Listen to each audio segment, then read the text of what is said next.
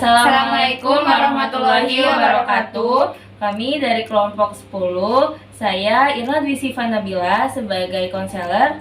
Saya Idun Nurila, di sini saya berperan sebagai pasien Oda. Saya Ridni Nur Anissa sebagai keluarga Oda. Di sini kami akan melakukan role play tentang pasien ODH. Selamat menyaksikan. Selamat pagi, Ibu. Selamat pagi, Sus. Sebelumnya, perkenalkan, saya konselor Irna. Di sini saya sebagai konselor pada pertemuan Ibu hari ini. Baik Ibu, sebelum melakukan konseling, saya akan menuliskan identitas Ibu terlebih dahulu. Untuk dokumentasi konseling pada hari ini ya Bu, Ibu bisa sebutkan nama, umur, alamat, dan tanggal lahir Ibu. Silakan Ibu. Baik Sus, nama saya Ibu, umur saya 20 tahun. Saya lahir tanggal 29 September tahun 2000. Baik Ibu, saya akan menjelaskan terlebih dahulu mengenai VCT. Sebelumnya, apakah Ibu sudah tahu apa itu VCT? Belum, Sus. Nah, jadi VCT itu merupakan Voluntary Counseling and Testing, adalah tes yang dilakukan secara sukarela untuk mengetahui apakah seseorang memiliki HIV/AIDS atau tidak. Tujuan dari dilakukannya VCT ini untuk memiliki peranan penting dalam pencegahan, perawatan, dan pengobatan terhadap HIV. Tes VCT terdapat 3 tahapan. Yang pertama konseling, pretest yang saat ini sedang kita lakukan. Lalu ada tes HIV/AIDS dan yang terakhir konseling pasca tes. Lalu kalau boleh tahu apakah alasan Ibu ingin melakukan konseling pada pertemuan hari ini? Jadi gini Sus, beberapa hari yang lalu anak saya cerita ke saya, katanya dia mengalami batuk, pilek, serta demam. Nah itu tuh dia sembuh-sembuh Sus, udah lama dia mengalami itu. Saya kan khawatir sama anak saya, jadi saya memutuskan hari ini untuk membawa anak saya konseling di sini. Baik Ibu, jadi Ibu khawatir dengan keadaan anak Ibu yang seperti sekarang ya? Iya.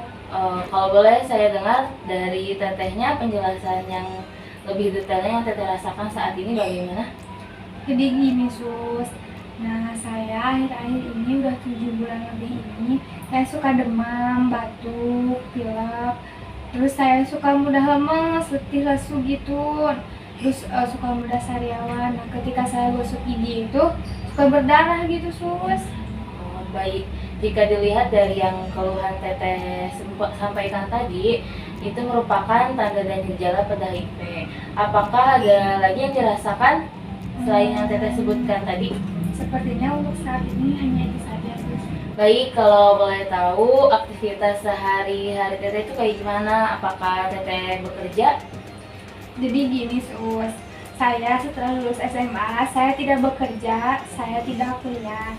Tapi memang pada saat itu saya suka bermain bersama teman-teman. Hampir setiap hari saya nongkrong bersama teman-teman saya. Saya suka ke bar bersama teman-teman saya. Bahkan saya juga pernah melakukan hubungan seksual berganti-ganti pasangan Sus. Astagfirullah teh. Ibu. Jadi selama ini kamu kayak gitu. Jadi Ibu bentar. Ibu gak tahan dulu nyangka. emosi. Kita dengar dulu penjelasan teteh sampai selesai ya. Lanjutin teh. Jadi gini Bu, nah itu kan waktu dulu seperti itu, tapi kan sekarang saya sudah bekerja di kafe sebagai barista.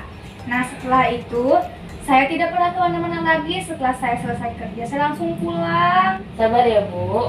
Saya cuma gak nyangka aja Sus, ternyata selama ini anak saya seperti itu. Ya Ibu, tahan dulu ya emosinya. Kita dengerin dulu penjelasan dari teteh. Pasti keluarga mana yang tidak kaget mendengar anaknya seperti ini. Saya mengerti kok perasaan Ibu, tapi ada baiknya kita selesaikan dulu konseling pada hari ini ya, supaya Ibu dan teteh paham dan dapat menyelesaikan titik permasalahannya. Mohon kerjasamanya ya Bu. Ya Sus. Apakah bisa kita lanjut? Ya Silakan, Sus. Sus. Nah, jadi ada beberapa faktor penyebab HIV/AIDS. Penyebab seseorang bisa terkena HIV yaitu disebabkan oleh virus yang bernama Human Immunodeficiency Virus, yang mana virus penyebab HIV ini akan menyerang sel bernama CD4 T. Sel ini merupakan salah satu sel darah putih yang berperan penting dalam sistem kekebalan tubuh manusia untuk melawan penyakit. Sedangkan AIDS merupakan sekumpulan gejala berat yang disebabkan oleh penurunan imun. Selain itu ada beberapa faktor lain seperti melakukan hubungan seks dengan berganti-ganti pasangan, penggunaan jarum suntik yang terkontaminasi, bayi yang dilahirkan, keparahan cairan tubuh, dan darah. Lalu bagaimana sus anak saya, apakah dia positif HIV? Jadi gimana sus? Dengan penjelasan tadi yang suster jelaskan, apakah saya positif? Untuk mengetahui dengan pasti apakah teteh positif atau negatif, akan dilakukan tes ya. Nah, tes tersebut dilakukan 2 tahap. Tahap yang pertama yaitu dengan screening, dengan kemungkinan hasilnya normal atau tidak. Jika hasilnya normal, berarti teteh tidak perlu melakukan tes selanjutnya. Jika hasilnya tidak normal, berarti teteh harus melakukan tes selanjutnya, yaitu tes konfirmasi, di mana tes ini ada 2 kemungkinan, yaitu positif atau negatif hasilnya. Nah, jika hasilnya negatif, berarti teteh tidak terinfeksi. Jika hasilnya positif, berarti teteh terinfeksi. Lalu bagaimana sus, semisal anak saya positif, apakah dia bisa sembuh? Ya sus, bagaimana? Untuk saat ini penyakit HIV tidak bisa disembuhkan, tetapi kita bisa mengontrol virus HIV ini dengan mengonsumsi rutin obat ARV. Nah, obat ARV ini bisa menekan penyebaran virus HIV, sehingga kemungkinan tidak ada terjadinya infeksi. Lalu sekarang apa yang harus saya lakukan sus? Harus bagaimana?